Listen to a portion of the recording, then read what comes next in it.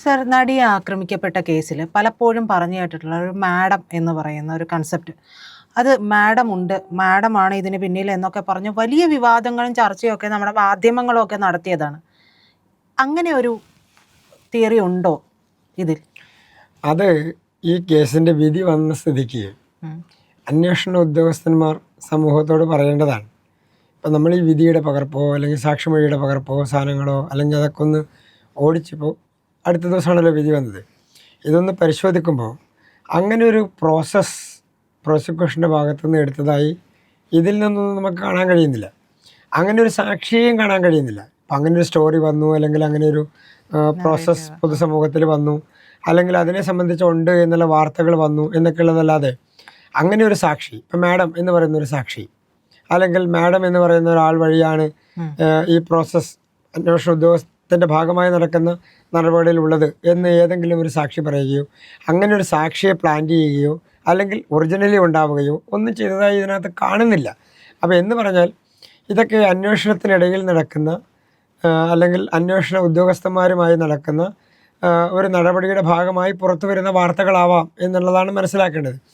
രണ്ട് സാക്ഷികളെ സംബന്ധിച്ച് അങ്ങനെ ഇപ്പോൾ ഉദാഹരണത്തിന് ഈ കേസിൽ നമ്മൾ ഒരു വിറ്റ്നസ് ലിസ്റ്റ് നോക്കിക്കഴിഞ്ഞാൽ ചെറിയ വിറ്റ്നസ് ലിസ്റ്റ് അല്ല, ഏതാണ്ട് 248 വരുന്ന സാക്ഷികൾ. അതൊന്ന് പൂർണ്ണമായി നോക്കിക്കഴിഞ്ഞാൽ അതിനകത്ത് ആകെ വന്നിട്ടുള്ള സാക്ഷികൾ എന്ന് പറയുന്നത് ഒരു പ്രധാനപ്പെട്ട സാക്ഷികൾ, അതിൽ വിസ്തരിക്കപ്പെടേണ്ട സാക്ഷികൾ, ഇപ്പോൾ പ്രോസിക്യൂഷൻ ഹാജരാക്കിയിട്ടുള്ള സാക്ഷികൾ, ആ പ്രോസിക്യൂഷൻ ഇപ്പോൾ ഉദാഹരണത്തിന് പ്രോസിക്യൂഷൻ 500 സാക്ഷികളെ സൈറ്റ് ചെയ്തിട്ടുണ്ടെന്ന് വിചാരിക്കുക, അല്ലെങ്കിൽ കൊടുത്തിട്ടുണ്ടെന്ന് വിചാരിക്കുക. അങ്ങനെ പ്രോസിക്യൂഷൻ 500 സാക്ഷികളെ കൊടുത്താലും ആ 500 സാക്ഷികളെ വിസ്തരിക്കണമെന്ന് യാതൊരു നിർബന്ധവുമില്ല.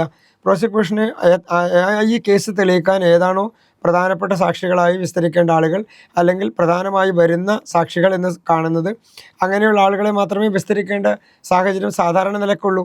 അങ്ങനെ പ്രോസിക്യൂഷൻ വിസ്തരിച്ച സാക്ഷികൾ, ഞാനൊരു ഉദാഹരണമായി പറയാം, അങ്ങനെ പ്രോസിക്യൂഷൻ വിസ്തരിച്ച സാക്ഷികളുടെ കൂട്ടത്തിൽ നിന്ന് ഈ തരത്തിൽ പേര് വരുന്നതോ ഈ തരത്തിൽ സൂചനകൾ വരുന്നതോ മാഡം എന്ന സൂചനകൾ വരുന്നതോ മാഡം ഉണ്ട് എന്ന് പറയുന്നതോ ആയിട്ടുള്ള അങ്ങനെ ഒരു സാക്ഷിയുടെ വിസ്താരമോ അങ്ങനെ ഒരു സാക്ഷിയുടെ പ്രോസസ്സോ നടന്ന് ഏതെങ്കിലും തരത്തിൽ വിധിന്യായത്തിലോ അല്ലെങ്കിൽ വിധിയിലോ അത് ഏതെങ്കിലും തരത്തിൽ ഈ കേസിനെ സ്വാധീനിക്കുന്ന ഒരു ഘടകമായി വന്നതായി ഇതിനകത്തൊന്നും പറഞ്ഞു കാണുന്നില്ല. അപ്പോൾ ഈ മാഡം എന്ന് പറയുന്നത് മാധ്യമ സൃഷ്ടിയായിട്ട് മാറുകയാണ്. അല്ല, അങ്ങനെ എനിക്കറിയില്ല. അത് അന്വേഷണ ഉദ്യോഗസ്ഥന്മാർക്കേ അറിയുള്ളൂ. അങ്ങനെ ഉണ്ടെങ്കിൽ അവരെ കൊണ്ടുവരികയോ അല്ലെങ്കിൽ അങ്ങനെ ഉണ്ടെങ്കിൽ അത് പറയുകയോ ഒക്കെ ചെയ്യുക എന്നുള്ളത്. ഇപ്പോൾ ഉദാഹരണത്തിന് ഇതിൽ ആകെ വിസ്തരിച്ചിട്ടുള്ള സാക്ഷികൾ 261 സാക്ഷികളെ വിസ്തരിക്കുകയും അതിൻ്റെ നടപടികൾ എത്രയോ രേഖകൾ, 100 കണക്കിന് രേഖകൾ പരിശോധിച്ചിട്ടുണ്ട് കോടതി. അതിലൊക്കെ അങ്ങനെയാണെങ്കിൽ ആ രേഖകൾ വരണ്ടേ, ഈ തിയറി വരണ്ടേ? ഇപ്പോൾ കോൺസ്പിറസി തിയറി അതാണല്ലോ പ്രധാനമായിട്ടും കൊണ്ടുവന്നത്. A1 A1 A2 ആയിട്ട് ഒന്നാം പ്രതി മുതൽ 6ാം പ്രതിയുമായിട്ട് 6 വരെയുള്ള പ്രതികളുമായിട്ടുള്ള ഗൂഢാലോചന, പല സ്ഥലങ്ങളിൽ നടന്ന ഗൂഢാലോചന. ഉദാഹരണത്തിന് ഷൂട്ടിംഗ് സ്ഥലത്ത് നടന്ന ഗൂഢാലോചന, തൊടുപുഴയിൽ അതിൻ്റെ മറ്റൊരു ഘട്ടം നടന്നു എന്ന് പറയുന്നത്, ഗോവയിൽ നടന്നു എന്ന് പറയുന്നത്, മറ്റ് പല ഇപ്പോൾ തോപ്പുംപടിയിലെ സ്വിഫ്റ്റിൻ്റെ ഭാഗത്ത് നടന്നു എന്ന് പറയുന്നത്, ഈ തരത്തിൽ പല സ്ഥലങ്ങളിൽ നടന്നു എന്ന് പറയുന്ന ഗൂഢാലോചനയോ അല്ലെങ്കിൽ അതുമായി ബന്ധപ്പെട്ടുകൊണ്ട് ഉള്ള പ്രതികളെയോ അതുമായി ബന്ധപ്പെട്ടുകൊണ്ടുള്ള സാക്ഷികളെയോ ഒക്കെ കണ്ടു എന്ന് പറയുന്ന ഭാഗം, ഇതൊന്നും പരസ്പരം ബന്ധിപ്പിക്കുന്ന രീതിയിലേക്കും പൂർണ്ണമായി എത്തിയില്ല. അതെത്തിയത് 1 മുതൽ 6 വരെയുള്ള പ്രതികളിലേക്കാണ്. ഉദാഹരണത്തിന് കണ്ടു എന്ന് പറയുന്നതോ പണം കൊടുത്തു എന്ന് പറയുന്നതോ അതല്ലെങ്കിൽ പരസ്പരം സംസാരിച്ചു എന്ന് പറയുന്നതോ പല സ്ഥലങ്ങളിൽ കണ്ടു എന്ന് പറയുന്നതോ വാഹനത്തിൽ പിന്തുടർന്നു എന്ന് പറയുന്നതോ ഒക്കെ 1 മുതൽ 6 വരെ പ്രതികളിൽ ഒതുങ്ങി നിന്നു എന്നുള്ളതാണ്. അത് മറ്റ് പ്രതികളിലേക്ക്, ഉദാഹരണത്തിന് കോടതി ഒരു വിചാരണ നടത്തി രേഖകൾ പരിശോധിച്ച് സാക്ഷികളെ വിസ്തരിച്ച് അതിലെ മുഴുവൻ MO എന്ന് പറഞ്ഞ മെറ്റീരിയൽ ഒബ്ജക്ട്സ് എല്ലാം പരിശോധിച്ച് ഒരു വിധി പറയുമ്പോൾ ആ വിധിയുടെ ഭാഗമായി വരുന്നതിനെയല്ലേ നമുക്ക് ഒറിജിനലായിട്ട് എടുക്കാൻ വേണ്ടി കഴിയും. ബാക്കിയുള്ളതെല്ലാം ഊഹാപോഹങ്ങളോ അല്ലെങ്കിൽ അന്വേഷണ ഉദ്യോഗസ്ഥന്മാർ പുറത്ത് പറയുന്ന കാര്യങ്ങളോ അല്ലെങ്കിൽ പുറത്തേക്ക് കൊടുക്കുന്ന കാര്യങ്ങളോ ഒക്കെ ആയിട്ട് നിലനിൽക്കും. ഉദാഹരണത്തിന് ഒരു പ്രതിയെ അറസ്റ്റ് ചെയ്യുമ്പോൾ ആ പ്രതിയെ ഇന്ന സ്ഥലത്ത് നിന്ന് അറസ്റ്റ് ചെയ്തു എന്നോ ഇന്ന സ്ഥലത്തേക്ക് കൊണ്ടുപോകുമെന്നോ ഒക്കെ മാധ്യമങ്ങളിൽ വാർത്ത വരാറുണ്ട്. ആ മാധ്യമങ്ങളിൽ വരുന്ന വാർത്തകൾ ഇതിൻ്റെ ഇടയിൽ നിന്ന് കിട്ടുന്ന ചില തുരുമ്പുകൾ മാത്രമാണ്. അതെല്ലാം കേസിൻ്റെ വിധിയുടെ ഭാഗത്തിലേക്ക് വരിക എന്ന് പറയുന്നത് പ്രായോഗികമായി നടക്കുന്നൊരു കാര്യമല്ല. അങ്ങനെയാണെങ്കിൽ പ്രോസിക്യൂഷൻ അത് ചെയ്യണ്ടേ? അങ്ങനെ ചെയ്തിട്ടില്ലല്ലോ. ഇതിൻ്റെ ഇടയിൽ വളരെ സജീവമായി വന്ന ഒരു കാര്യമാണ്. കാരണം എല്ലാ ജനങ്ങളും ഉൾപ്പെടെ കാത്തിരുന്നു. ഇതാരാണ് മാഡം എന്ന് പറഞ്ഞിട്ട് വലിയൊരു കോൺസ്പിറസി തിയറി ആയിരുന്നു ഇത്. എന്നിട്ട് എല്ലാവരും ഈ കേസിൻ്റെ വിധി വരുമ്പോഴും എല്ലാവരും കാത്തിരുന്നത് ഏറ്റവും ഒടുവിൽ ഈ മാഡം ആരാണെന്ന് തെളിയും, ഇപ്പം ഈ മാഡം മറ നീക്കി പുറത്തു വരുമെന്നൊക്കെ പറഞ്ഞുകൊണ്ടാണ്. സാറ് പറയുന്നതിൽ നിന്ന് മനസ്സിലാകുന്നത് ഇത് അന്വേഷണ ഉദ്യോഗസ്ഥരിൽ നിന്ന് അല്ലെങ്കിൽ ഇതുമായി ബന്ധപ്പെട്ടിട്ടുള്ളവരിൽ നിന്ന് എവിടെ നിന്നോ കിട്ടിയ എന്തോ ഒരു തുരുമ്പ് എന്ന് വേണമെങ്കിൽ, അത് ചിലപ്പോൾ മനഃപൂർവ്വമായിട്ട് കേസിൻ്റെ പിന്നാലെ നടക്കുന്ന മാധ്യമപ്രവർത്തകർക്ക് മുന്നിലേക്ക് ഒരുപക്ഷെ അന്വേഷണ ഉദ്യോഗസ്ഥർ ഇട്ടുകൊടുത്തിട്ടുള്ള ഒരു തിയറി ആവാമല്ലോ. ഈ അന്വേഷണം നടക്കുന്ന വേളയിൽ വരുന്ന വാർത്തകൾ സാധാരണ നിലക്ക് അന്വേഷണ ഉദ്യോഗസ്ഥന്മാർ അല്ലെങ്കിൽ ആ കേസുമായി ബന്ധപ്പെട്ടുകൊണ്ട് നിൽക്കുന്ന ആളുകൾ പർപ്പസ് ഏതുമാകാം. അന്വേഷണത്തിൻ്റെ ഭാഗമായി കൂടുതൽ തെളിവുകൾ കിട്ടാനാവാം, കൂടുതൽ പ്രതികളിലേക്ക് ലീഡ് ചെയ്യാനാവാം, അല്ലെങ്കിൽ കൂടുതൽ ആളുകളെ ഇതിനകത്തേക്ക് ലിങ്കുണ്ടോ എന്നുള്ളത് മനസ്സിലാക്കാൻ വേണ്ടിയാകാം. അങ്ങനെ കൊടുക്കുന്ന പല വാർത്തകളോ വിവരങ്ങളോ ഉണ്ടാകാം. ഒരുപക്ഷെ ഇത് അതിൻ്റെ ഭാഗമാണോ എന്നുള്ളത് സംശയിക്കേണ്ടിയിരിക്കുന്നു. പക്ഷെ അങ്ങനെ കോൺക്രീറ്റായി ഒരു സാക്ഷി അല്ലെങ്കിൽ ഇതിലൊരു പ്രതി, ഇതിലൊരു തെളിവ് അങ്ങനെ ഉണ്ടെങ്കിൽ അത് വരണ്ടേ? അത് വന്നതായി കാണുന്നില്ല. അങ്ങനെ ഒരു റെക്കോർഡ് ഇതിനകത്ത് കാണുന്നില്ല. അങ്ങനെ ഉണ്ടെങ്കിൽ സ്വാഭാവികമായും അത് വരേണ്ടതാണ്. അത് ആരാണെന്ന് വരേണ്ടതാണ്, ആ മാഡം ആരാണെന്ന് വരേണ്ടതാണ്, വ്യക്തി ആരാണെന്ന് വരേണ്ടതാണ്. അവരെ എന്ത് പേര് വിളിക്കുന്നില്ല എന്നുള്ളതല്ല അതിനകത്ത് പ്രശ്നം.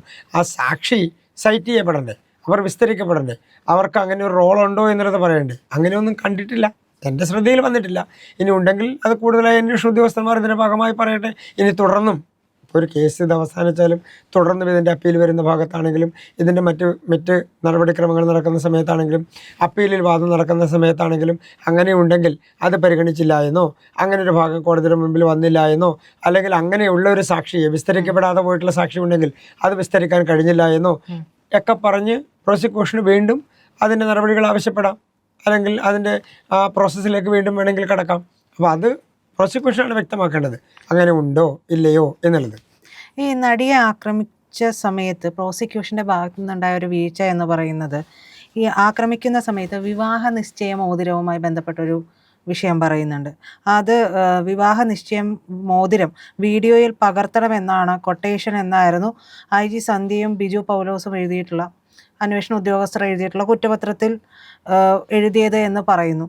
അപ്പോൾ ഇതിൽ യാഥാർത്ഥ്യം എന്ന് പറയുന്നതും നേരെ തിരിച്ചാണ്. കാരണം വിവാഹ നിശ്ചയം കഴിഞ്ഞത് 2017 മാർച്ചിലും മേൽപ്പറഞ്ഞ ഈ സംഭവം നടക്കുന്നത് ഫെബ്രുവരിയിലാണ്.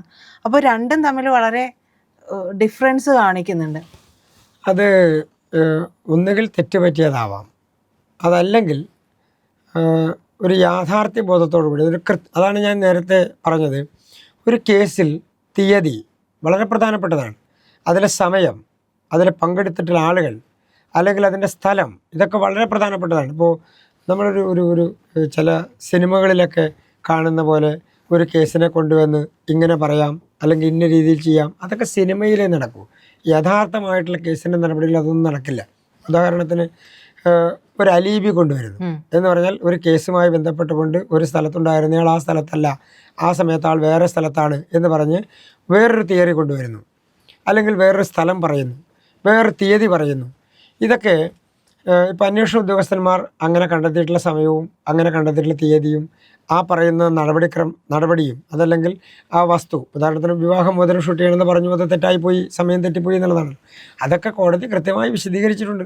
അതിൻ്റെ തീയതികളെ സംബന്ധിച്ച്, ആ തരത്തിലുള്ള കണ്ടെത്തലുകൾ ശരിയായിരുന്നില്ല എന്നുള്ളതിനെ സംബന്ധിച്ച് അന്വേഷണ ഉദ്യോഗസ്ഥന്മാർ അങ്ങനെ കണ്ടെത്തിയിട്ടുള്ള കാര്യങ്ങൾ തെളിവിൻ്റെ ഭാഗമായി പൂർണ്ണമായും അംഗീകരിക്കാൻ കഴിയുന്നതല്ല എന്ന് പറയാൻ കാരണം അത് പരസ്പരം ബന്ധിപ്പിക്കുന്നതല്ല.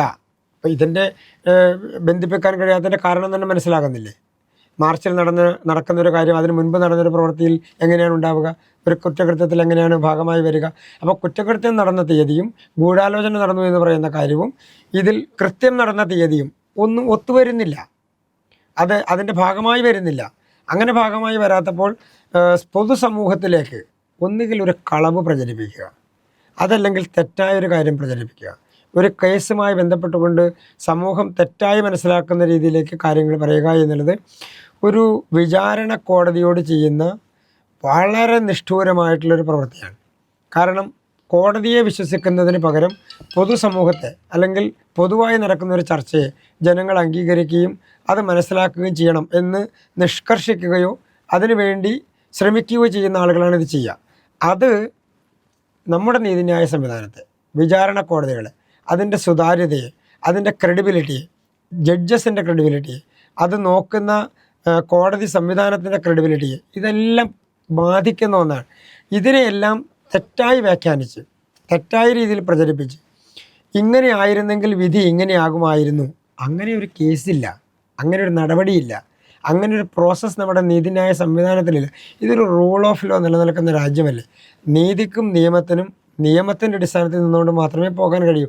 അപ്പോൾ റൂൾ ഓഫ് ലോ ചട്ടക്കൂടുകൾക്കകത്ത് നിന്നുകൊണ്ട്, നിയമത്തിനകത്ത് നിന്നുകൊണ്ട്, നടപടിക്രമങ്ങൾക്കകത്ത് നിന്നുകൊണ്ട് മാത്രമേ പോകാൻ കഴിയൂ.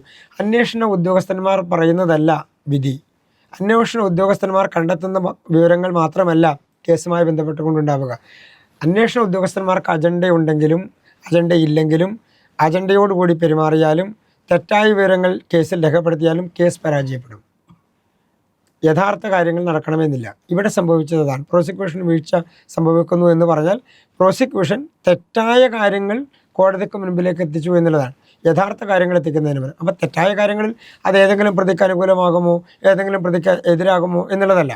തെറ്റായ കാര്യങ്ങൾ കോടതിക്ക് അംഗീകരിക്കാൻ കഴിയില്ല.